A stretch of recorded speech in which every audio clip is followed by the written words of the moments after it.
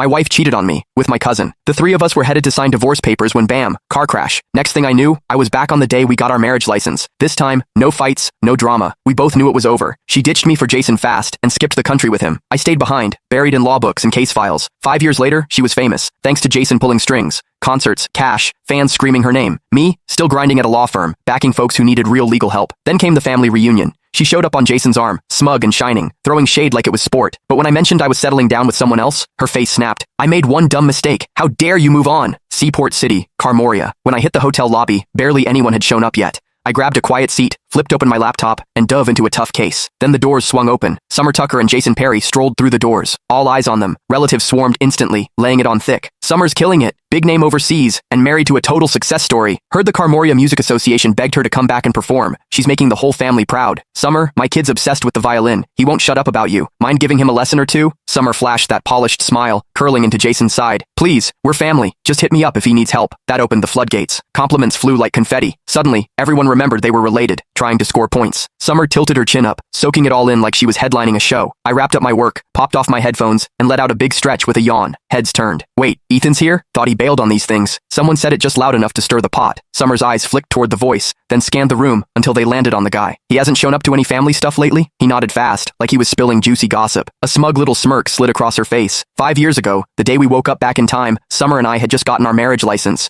We were on our way to see our parents. Out of nowhere, she ditched me in front of everyone, ran straight into Jason's arms, and told him she loved him. Then she looked me dead in the eye and asked for a divorce. Said Jason was the one she really wanted. The whole family saw it go down. Most of them were here again today. Ethan's at Berevia Law, right? Dude's always buried in work. Never shows up to these things. Bet he's here for Summer. Maybe he still wants her back. That mess back then? Total humiliation. Summer's a star now, and Jason's her agent. Total power couple. Ethan trying to crawl back? Pathetic. The whispers kept going. Summer leaned into Jason, all smug. That's ancient history, she said, voice sweet. Jason's the one I really love. Silence. They looked so picture perfect. No one wanted to dig up the past. I barely glanced their way before flagging down a waiter. One coffee, no drama. I just wanted my parents to show up, say whatever they had to, and let me bounce. Jason didn't love that I was chilling. He strolled over, fake grin locked in place, voice dripping with sarcasm. Ethan, wow, didn't recognize you. You look beat. That job of yours eating you alive? Heads turned. Cue the peanut gallery. They jumped in like I was still 12. Ethan, you really should have picked a better job. Lawyers work nonstop and don't even make that much. Pushing 30 and still single? Embarrassing. No wonder you skip these get-togethers. Total disappointment. I locked eyes with Jason, then finally took a real look at him and Summer. Her hair was styled to perfection, wrapped in a plush cashmere coat, decked out in designer everything. She was practically sparkling with money. Jason had on a tailored suit, wedding ring shining. The way he carried himself, he looked like he stepped off the cover of a billionaire romance. No surprise people thought they were perfect. They nailed the look. I rubbed my temples and took a step back. Jason, you done? If so, back off. Your cheap cologne's killing my head.